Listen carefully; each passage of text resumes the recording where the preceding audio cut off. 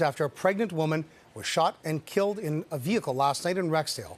Rochelle Bob's baby is listed in stable condition at hospital despite being delivered just 20 weeks. With more on the advancements in neonatal care, we're joined live by Jackie Crandalls. Jackie. We want to get an idea as to what type of care this infant is receiving in hospital and what types of challenges they may be facing in the days, weeks and months ahead. Let's go live on the phone now to Dr. Narendra Singh, who's the Chief of Staff at Humber River Hospital, also the former Chief of Pediatrics. Thanks so much for spending some time with us this afternoon. We appreciate it. First, let's talk about the chances of this infant surviving. As mentioned in the report, it appears that the baby, according to the report, it was 20 weeks gestation. So if the baby was truly 20 weeks gestation, it's very unlikely that the baby will survive. So my feeling is that the dates may be off by a few weeks. So more than likely the baby would be at least 22 or 23 weeks gestation. And it's not unusual for moms to come in and say they're 20 weeks, and in actual fact, when they deliver, they may be a bit more than that. So the fact that Sunnybrook has said the baby is stable, it's actually a very good sign, and it's likely that the baby is the gestation is probably higher than 22 or 23 weeks. So from what you're saying, it sounds as though a matter of weeks can make a very big difference in this baby's ability to survive. The 1 or 2 weeks can make a tremendous amount of difference, because the survival rate below 23 weeks drops precipitously and can increase significantly beyond 23 weeks. As an example, a baby who's at 24 weeks, the survival rate is 75%. A baby who's 22 weeks is less than 20%. So there's a tremendous difference within a couple of weeks.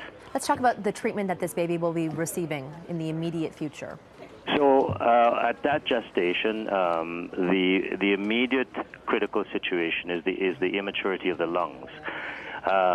They lack a chemical called surfactant, and therefore when babies are born, they're put on a breathing machine which does all the breathing for them. So they're intubated, they're put on a breathing machine, and they get every single breath from the respirator or ventilator.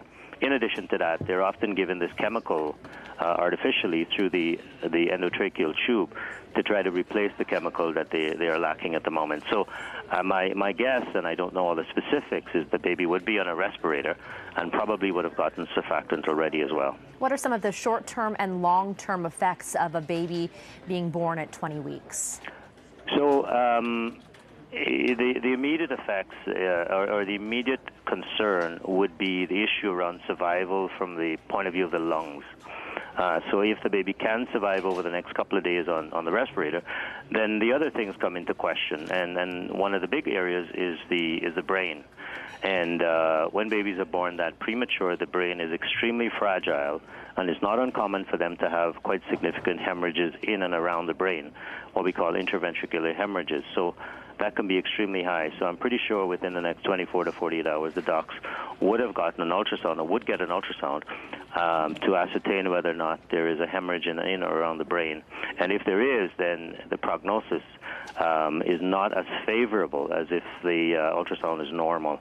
Other things that they get when babies are premature, they get sepsis, the stomach doesn't work as well. And then, the big long-term issue is their neurodevelopment. So a baby who's born at, 22 weeks can have a different neurological outcome from a baby who's born at 28 weeks. The brain is just not quite mature enough, and even though they're outside and getting all the necessary nutrients, babies can have quite significant neurological deficit down the road. Dr. Singh, my final question. This little infant was delivered under the most extreme circumstances. Its mother was shot and killed. How critical would the mother's condition be at the time of that C-section to the condition of the baby and that baby's chances of survival? So if mom presented at the time to Sunnybrook and her heart had stopped and the resuscitation was not effective, then the baby would not have gotten enough blood from the placenta, and therefore the prognosis is a lot worse. If mom's heart was beating and there was adequate blood being supplied via the placenta to the baby, then the prognosis would be better.